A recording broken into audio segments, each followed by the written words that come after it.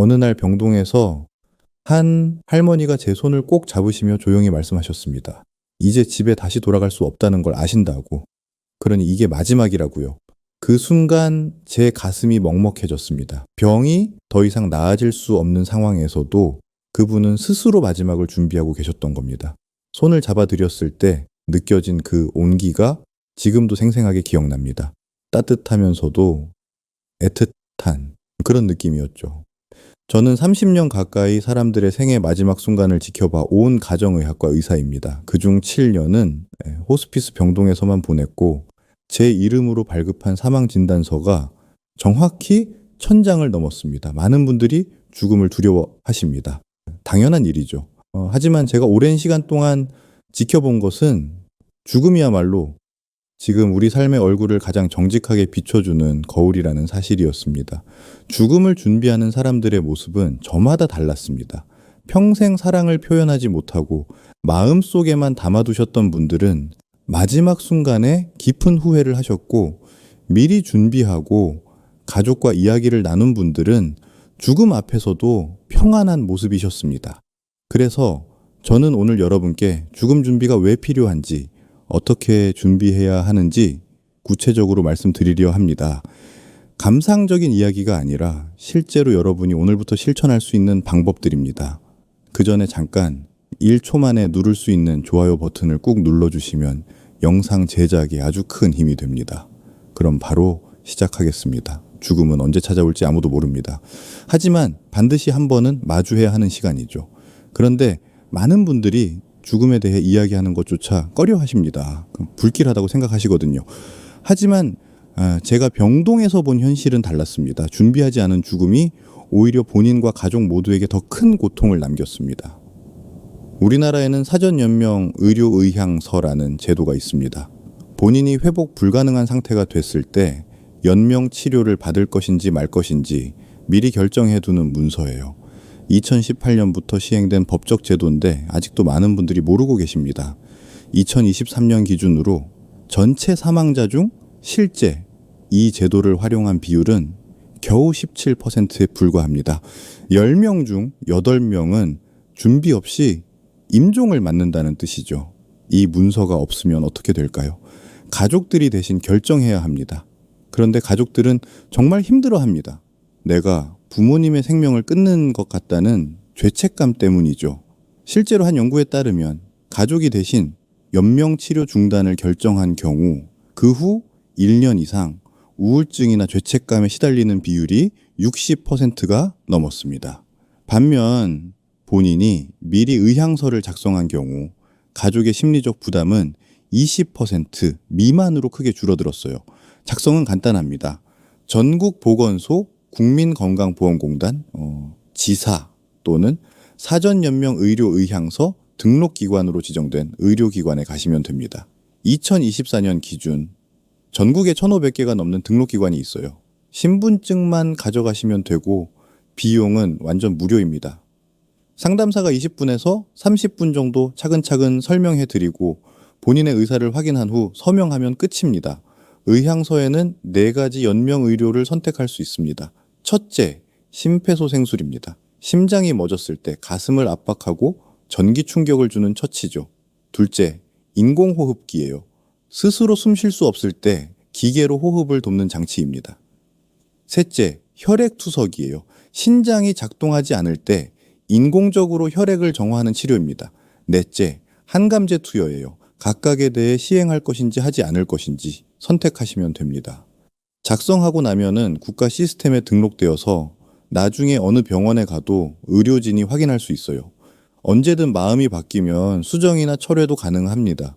등록기관에 다시 가서 변경 신청을 하시면 되고 이것도 무료예요. 평균적으로 3년마다 한 번씩 재확인을 권장하고 있습니다. 박영자님이라는 분은 건강하실 때 딸의 권유로 의향서를 작성하셨어요. 73세에 폐암 말기 진단을 받으셨을 때 그 문서 덕분에 가족들이 큰 도움을 받았습니다. 어떤 치료를 할지 말지 고민하지 않아도 됐거든요. 그분의 마지막 한 달은 평온했습니다. 통증 관리에 집중하면서 가족들과 충분히 시간을 보내셨고 평온하게 눈을 감으셨죠. 딸은 엄마의 뜻을 알고 있으니까 결정할 때 죄책감이 들지 않았다고 했습니다. 여러분은 본인의 마지막에 대해 생각해 보신 적 있으신가요? 만약 의식을 잃었을 때 어떤 치료를 원하시나요? 가족들이 대신 결정하게 하시겠습니까? 아니면은 미리 본인의 뜻을 밝혀 두시겠습니까? 사전연명 의료의향서는 단순한 문서가 아닙니다. 본인의 존엄을 지키고 가족의 부담을 덜어주는 마지막 선물입니다. 보건복지부 누리집에서 사전연명 의료의향서를 검색하시면 가까운 등록기관을 찾을 수 있습니다. 오늘 당장 전화해 보세요. 많은 분들이 호스피스라는 말을 들어보셨을 겁니다. 하지만 정확히 뭔지 아시는 분은 드뭅니다. 흔히 죽을 날만 기다리는 곳, 포기하는 곳이라고 오해하시죠. 하지만 전혀 그렇지 않습니다. 호스피스는 남은 삶의 질을 최대한 높이는 곳입니다. 통증을 관리하고 편안함을 제공하고 존엄하게 마지막을 준비할 수 있도록 돕는 의료 서비스예요. 우리나라 전체 사망자 중 호스피스를 이용하는 비율은 2023년 기준 26%입니다. 10명 중 7명은 호스피스 없이 임종을 맞는다는 뜻이죠. 선진국의 경우 50%에서 70%가 호스피스를 이용합니다. 우리나라도 점점 늘고는 있지만 아직 갈 길이 멀다 많은 분들이 모르거나 오해하고 계시기 때문이에요. 호스피스는 크게 세 가지 형태가 있습니다. 첫째, 입원형 호스피스입니다. 병원 내 전문 병동에 입원해서 24시간 전문 케어를 받는 방식이죠. 전국에 약 90개 기관, 1600개 병상이 있습니다. 둘째, 가정형 호스피스예요. 집에 계시면서 호스피스 팀이 주 1회에서 2회 정기적으로 방문해서 돌봄을 제공합니다. 약 70개 기관이 운영 중입니다. 셋째, 자문형 호스피스인데 일반 병동에 입원해 계시면서 필요할 때 호스피스 팀의 자문을 받는 형태입니다. 약 80개 기관에서 제공하고 있어요. 비용은 많이 걱정하실 텐데요. 건강보험이 적용됩니다. 입원형의 경우 본인 부담금은 입원료의 5%, 식대의 50%예요. 하루 입원비가 10만 원이고 식대가 1만 원이라면 본인이 내는 돈은 5,500원 정도입니다. 한 달 기준으로 약 16만 원에서 20만 원 정도면 됩니다. 의료급여 대상자는 전액 무료고요. 가정형은 방문 1회당 본인 부담금이 약 3,000원에서 5,000원입니다. 일반 병동에 입원하는 것보다 훨씬 저렴해요. 이용 조건도 있습니다. 암, 후천성면역 결핍증, 만성 폐쇄성 호흡기 질환, 만성 간경화, 만성 신부전 등 말기 질환자여야 합니다. 2017년에는 암 환자만 가능했는데 2018년부터 질환이 확대됐어요.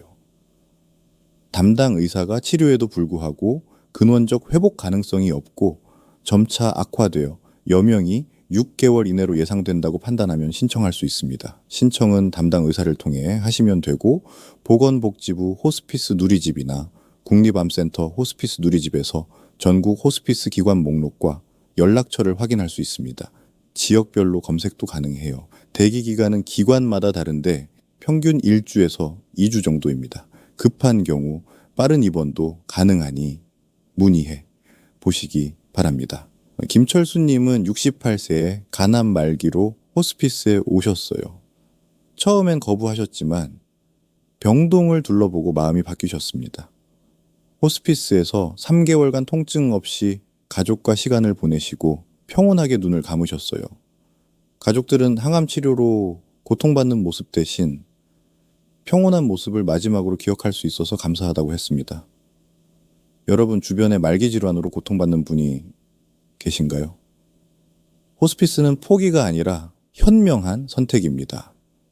국립암센터 호스피스 상담전화 1577-8899로 전화하시면 자세한 상담을 받을 수 있습니다. 상담은 무료니까 부담 없이 전화해 보시기 바랍니다. 죽음이 무서운 이유 중 하나는 과정을 모르기 때문입니다. 갑자기 찾아와서 모든 걸 앗아갈 것 같은 두려움이죠. 하지만 실제로는 그렇지 않습니다. 대부분의 자연사는 단계를 거쳐 진행됩니다. 이 과정을 이해하면 두려움이 줄어들고 준비도 할 수 있어요. 의학적으로 임종 과정은 크게 3단계로 나뉩니다. 첫 번째는 초기 단계예요. 여명이 몇 주에서 몇 달 정도 남았을 때입니다. 이 시기의 특징을 말씀드리겠습니다. 식욕이 점차 떨어지기 시작합니다. 하루 3끼를 다 못 드시고 한두 끼만 조금씩 드세요. 체중도 서서히 감소합니다. 수면 시간이 늘어납니다. 하루 12시간에서 14시간 정도 주무시는 경우가 많아요. 활동량도 줄어듭니다. 외출이 어려워지고 집 안에서도 침대나 소파에서 보내는 시간이 많아지죠. 하지만 이 시기엔 의식이 명료합니다. 가족과 대화도 충분히 가능하고 본인의 의사를 명확히 표현할 수 있어요. 바로 이 시기가 준비할 수 있는 골든타임입니다. 하고 싶은 이야기를 나누고 정리할 것들을 정리하고 마지막 소원을 이룰 수 있는 시간이죠. 통증은 진통제로 잘 조절됩니다. 모르핀 패치나 경구용 진통제로 대부분 관리 가능해요. 두 번째는 중기 단계입니다. 여명이 며칠에서 일주일 정도 남았을 때죠. 이 시기의 변화를 말씀드리겠습니다. 대부분의 시간을 누워서 보냅니다. 앉아있는 것조차 힘들어 하세요. 식사를 거의 하지 못합니다. 물을 조금씩 마시는 정도예요. 고형 음식은 거의 안 드십니다. 소변량이 줄어듭니다. 하루 500ml 이하로 감소하는 경우가 많아요. 신장 기능이 떨어지기 때문입니다. 의식이 오락가락하기 시작합니다. 깨어 계신 시간과 잠드신 시간이 불규칙해져요. 말수도 줄어듭니다. 한두 마디 정도만 하시고 다시 잠드시는 경우가 많죠. 하지만 중요한 사실이 있습니다. 청각은 마지막까지 남아 있습니다. 의식이 없는 것처럼 보여도 들을 수는 있어요. 그러니 곁에서 계속 말을 걸어주는 게 중요합니다. 손을 잡고 사랑한다고 고맙다고 말씀하세요. 통증 관리가 더 적극적으로 이루어집니다. 모르핀 주사를 지속적으로 투여하는 경우가 많아요. 필요하면 진정제도 함께 사용합니다. 2023년 호스피스 통계에 따르면 적절한 통증 관리를 받은 환자의 95% 이상이 임종 시 편안한 상태를 유지했습니다. 세 번째는 임종 직전 단계예요. 몇 시간에서 하루 정도 남았을 때입니다. 이 시기에 신체 변화를 말씀드리겠습니다. 호흡 패턴이 좀 불규칙해집니다. 체인스토크 호흡이라고 하는데 깊게 숨을 쉬다가 점점 얕아지고 멈췄다가 다시 시작하는 패턴이에요. 10 최소 30초 정도 호흡이 멈출 수 있는데 놀라지 마세요. 자연스러운 현상입니다. 손발이 차가워지고 파랗게 변합니다. 혈액순환이 감소하기 때문이에요. 먼저 손발 끝부터 시작해서 점차 몸통 쪽으로 진행됩니다. 의식을 완전히 잃습니다. 눈을 뜨고 계시거나 반쯤 뜬 상태일 수 있지만 반응은 없어요. 호흡할 때 가래 끓는 소리가 날 수 있습니다.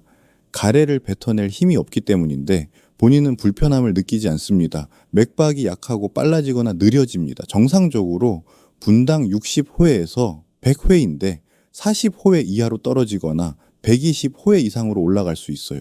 혈압도 측정이 안 될 정도로 낮아집니다. 이 모든 변화는 몸이 서서히 기능을 멈추는 자연스러운 과정입니다. 이순자님은 75세 폐암 말기로 호스피스에 오셨어요. 가족들에게 미리 임종 과정을 설명했더니 각 단계에서 당황하지 않고 침착하게 대응하셨습니다. 특히 청각이 마지막까지 남아 있다는 걸 알고 계속 말을 걸어드렸고 평온하게 배웅할 수 있었다고 감사 인사를 하셨어요. 여러분도 임종 과정에 대해 미리 알아두세요. 두려운 게 아니라 자연스러운 과정입니다. 호스피스 기관에서는 가족 교육 프로그램을 무료로 운영합니다. 임종 과정, 통증 관리, 가족의 역할 등을 자세히 가르쳐 드려요. 국립암센터, 호스피스 누리집에서 교육 일정을 확인할 수 있으니 참여해 보시기 바랍니다.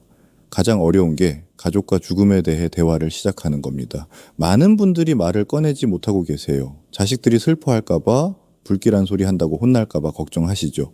하지만 대화하지 않으면 서로 오해만 쌓입니다. 한국 호스피스 완화의료학회 조사에 따르면 임종 전 가족과 충분히 대화한 경우와 그렇지 않은 경우를 비교했더니 놀라운 차이가 있었습니다. 대화한 그룹은 본인이 원하는 방식대로 임종을 맞은 비율이 87%였어요. 반면 대화하지 않은 그룹은 32%에 불과했습니다. 또한 대화한 그룹의 가족은 사별 후 우울증 발생률이 23%였지만 대화하지 않은 그룹은 61%로 2배 이상 높았어요. 대화가 얼마나 중요한지 보여주는 수치입니다. 대화를 시작하는 구체적인 방법을 말씀드리겠습니다. 첫째, 뉴스나 드라마를 계기로 자연스럽게 꺼내보세요. 누군가의 장례 소식을 보면서 나는 이렇게 하고 싶다고 말씀하시는 거예요. 갑자기 심각하게 앉혀놓고 이야기하면은 자식들이 놀랍니다. 자연스러운 계기를 만드는 게 좋아요. 둘째, 사전 연명 의료 의향서 작성을 제안하면서 함께 이야기해 보자고 하세요. 나는 이미 작성했는데 너희도 생각해 봤니? 우리 가족이 다 같이 한번 이야기해 보면 어떨까? 하고 제안하는 겁니다. 셋째, 명절이나 가족 모임 때 의도적으로 시간을 만들어 진지하게 대화하는 겁니다. 다 모였을 때 엄마가 하고 싶은 이야기가 있다. 30분만 시간을 내달라고 하세요. 넷째, 편지나 메모를 활용하세요. 직접 말하기 어려우면은 먼저 편지로 마음을 전하는 방법도 있어요. 본인의 생각을 정리해서 써서 보여주고 그걸 계기로 대화를 시작할 수 있습니다. 다섯째, 전문가의 도움을 받으세요. 호스피스 기관이나 보건소에서 가족 상담 서비스를 제공합니다. 상담사가 중재하면 훨씬 편하게 대화할 수 있어요. 구체적으로 무엇을 이야기해야 할까요? 꼭 다뤄야 할 주제 목록입니다. 첫째, 연명 치료에 대한 본인의 생각입니다. 심폐소생술을 받을 건지, 인공호흡기를 쓸 건지, 투석을 할 건지, 항암제를 쓸 건지요. 각각에 대해 본인의 입장을 명확히 밝혀두세요. 둘째, 호스피스 이용 의향입니다. 병원에서 임종을 맞을 건지, 집에서 맞고 싶은지, 호스피스를 이용할 의향이 있는지요. 본인이 편안한 곳이 어딘지 이야기하세요. 셋째, 장례 방식이에요. 매장할 건지 화장할 건지, 수목장이나 자연장을 원하는지, 묘지는 어디에 쓸 건지, 장례식은 며칠장으로 치를 건지, 부고는 누구에게 알릴 건지 등을 구체적으로 정하세요. 넷째, 재산 정리입니다. 유언장을 작성해 두면 나중에 가족 간 분쟁을 막을 수 있어요. 재산을 어떻게 나눌 건지, 특별히 기부하고 싶은 곳이 있는지, 빚은 없는지 등을 정리하세요. 공증을 받아두면 법적 효력이 확실합니다. 공증 비용은 재산 규모에 따라 다르지만 평균 10만 원에서 30만 원 정도입니다. 다섯째, 장기 기증 의향입니다. 사후 장기를 기증할 생각이 있는지, 어떤 장기를 기증할 건지, 시신을 의학 연구에 기증할 의향이 있는지요. 생명 나눔 실천 본부나 한국장기기증원에 등록하시면 됩니다. 여섯째, 디지털 유산입니다. 인터넷 계정, 소셜미디어, 사진, 문서 등을 어떻게 처리할지 정해두세요. 비밀번호를 어디에 적어둘 건지도 중요합니다. 일곱째, 하고 싶은 일 목록이에요. 마지막에 꼭 가보고 싶은 곳, 만나고 싶은 사람, 하고 싶은 말이 있다면 미리 말해두세요. 가족들이 도와드릴 수 있습니다. 여덟째, 감사와 사과입니다. 평생 고마웠지만, 표현 못한 것, 미안했지만, 사과 못한 것을 이야기하세요. 이 대화만으로도 마음이 정말 가벼워집니다. 대화할 때 주의사항도 있습니다. 첫째, 한 번에 다 하려고 하지 마세요. 부담스럽고 피곤합니다. 여러 번에 나눠서 한 주제씩 천천히 이야기하세요. 둘째, 자식들이 처음엔 거부할 수 있습니다. 불길하다고 그런 이야기 하지 말라고 할 수 있어요. 화내지 마시고 이해해 주세요. 시간을 두고 천천히 설득하면 됩니다. 셋째, 감정적으로 접근하지 마세요. 울면서 이야기하면 자식들이 더 힘들어합니다. 차분하고 담담하게 현실적인 준비의 일환으로 접근하세요. 넷째, 강요하지 마세요. 본인의 생각을 말하되 가족들의 의견도 들어보세요. 서로 조율하는 과정이 필요합니다. 정민수님은 70세 대장암 진단 후 아들과 대화를 시도하셨지만 아들이 거부했어요. 가족 상담을 통해 중재를 받았고 1년 동안 매주 한 가지씩 주제를 정해 대화하셨습니다. 버킷리스트도 함께 채우고 2년 후 암이 재발했을 때는 가족 모두가 준비되어 있었습니다. 평온하게 임종을 맞으셨고 아들은 아버지와 대화할 수 있어서 정말 다행이었다고 했습니다.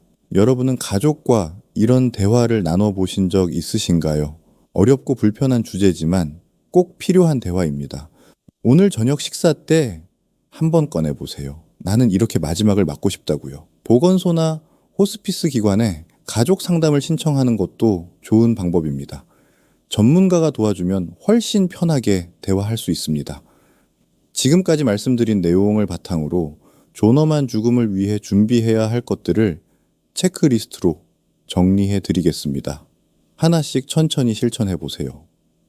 첫째, 사전 연명 의료 의향서를 작성하세요. 전국 1,500개 등록기관에서 무료로 작성할 수 있습니다.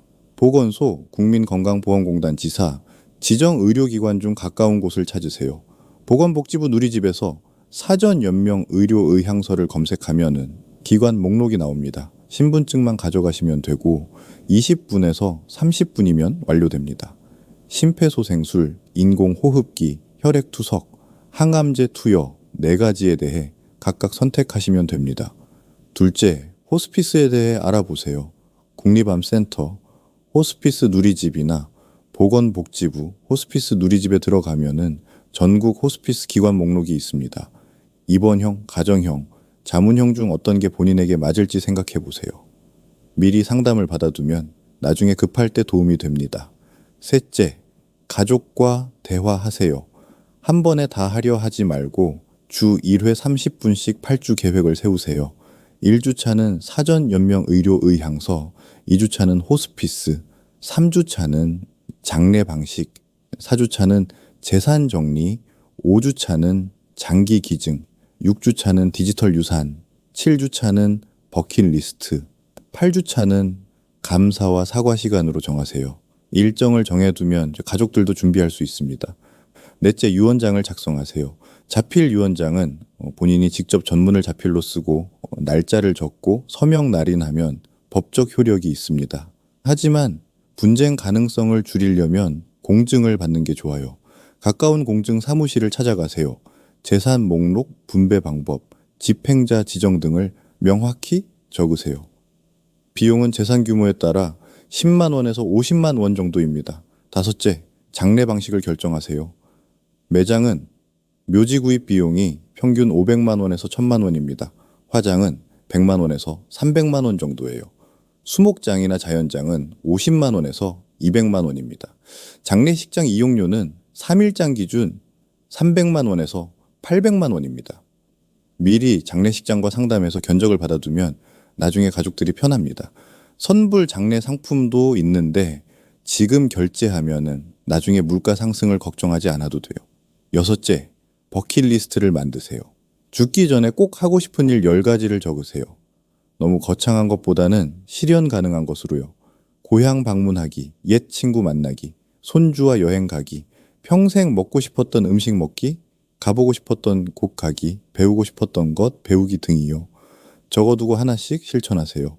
가족들과 공유하면 함께 도와줄 수 있습니다. 일곱째, 관계를 정리하세요. 화해하지 못한 사람이 있다면 용기 내서 연락해 보세요. 전하지 못한 감사나 사과의 말이 있다면 지금 하세요. 문자나 전화로 시작해도 좋아요. 직접 만날 용기가 안 나면 편지를 쓰세요. 한국 호스피스 완화 의료학회의 연구에 따르면 관계 정리를 마친 사람들의 평온한 임종 비율이 89%로 그렇지 않은 경우에 22%보다 2배 이상 높았습니다. 여덟째, 삶을 기록하세요.